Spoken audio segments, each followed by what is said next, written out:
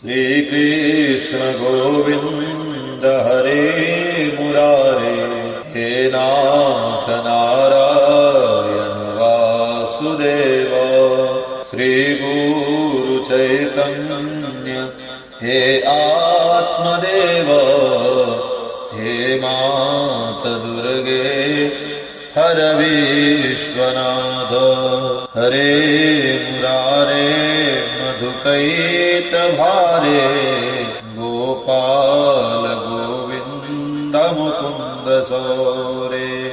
यज्ञेश नारायण दीनबन्धु, निराश्रयं मां जगदीश रक्ष।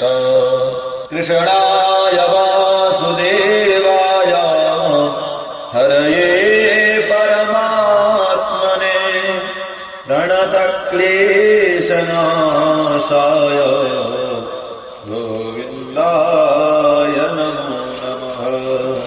नमामि नारायणपादपङ्कजं, करोमि नारायण पूजनं सदा। वदामि नारायण नाम निर्मलं, स्मरामि नारायण तत्त्वमव्ययम्। ॐ सच्चिदानन्दरूपाय विश्वोत्पत्त्यादिहेतवे, तापत्रय विनाशाय श्रीकृष्णाय वयं नमः। ॐ नमो भगवते वासुदेवाय। ॐ श्रीपरमात्मने नमः।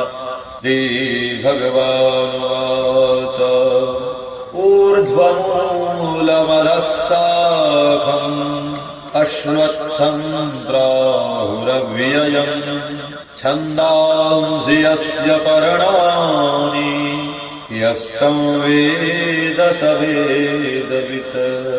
अधश्चोर्ध्वं प्रसृतास्तस्य शाखा, गुणप्रवृद्धा विषया प्रवालाः।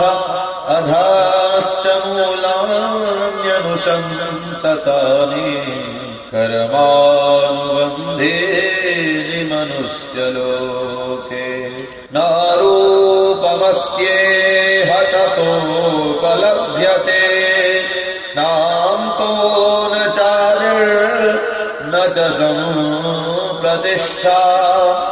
अस्वात्थमेनं सुविरूढमूलम्, असङ्गशस्त्रेण दृढेन चित्वा।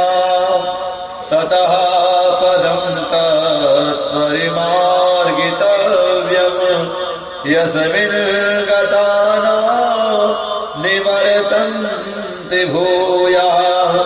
तमेव चाद्यं पुरुषं प्रपद्ये, यतः प्रवृत्तिः प्रसृता पुराणि।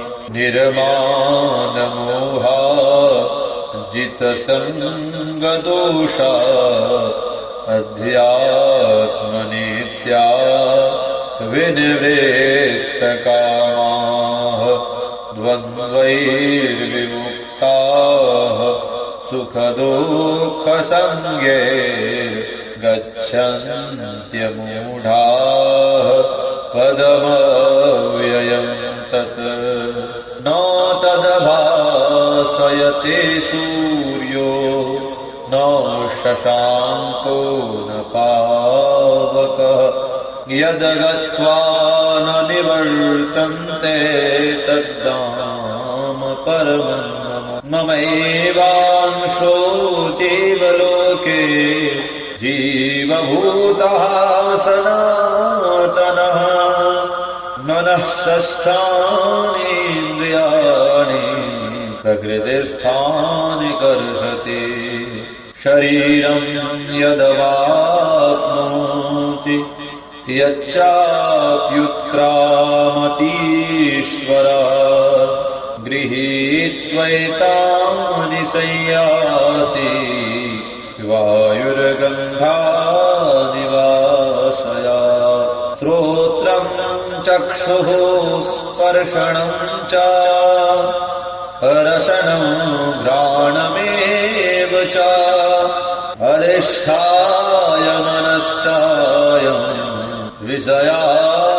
विषयानुपसेवते उत्क्रामन्तं स्थितं वापि भुञ्जानं वा गुणान्वितं विमूढानानुपश्यन्ति पश्यन्ति ज्ञानचक्षुषा यदन्तो योगिनश्चैनं पश्यन्त्यात्मन्यवस्थितं यदन्तोऽप्यकृतात्मानो नैनं पश्यन्त्यचेतसा यदादित्यगतं तेजो जगद्भासयतेऽखिलं यच्चन्द्रमसि यच्चाग्नौ तत्तेजो विद्धिमानकम् गामाविश्य च भूतानि धारयाम्यहमूजसा पुषणामि चौषधीः सर्वाः सोमो भूत्वा रसात्मकः अहं वैश्वानरो भूत्वा प्राणिनां देहमाश्रिता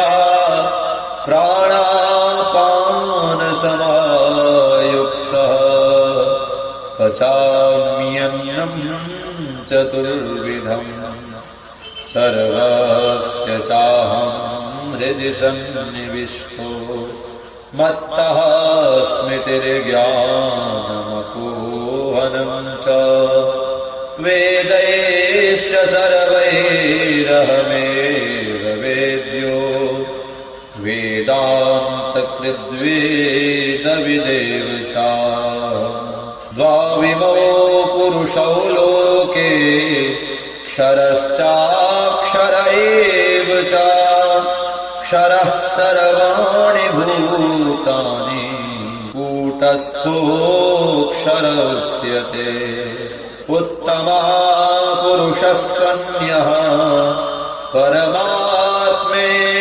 परमात्मेत्युदाहृतः यो लोकत्रयमाविश्य बिभर्त्य व्ययईश्वरः यस्माक्षरमतीतोऽहम् अक्षरादपि चोत्तमः अतोऽस्मि लोके वेदे च प्रथितः पुरुषोत्तमः यो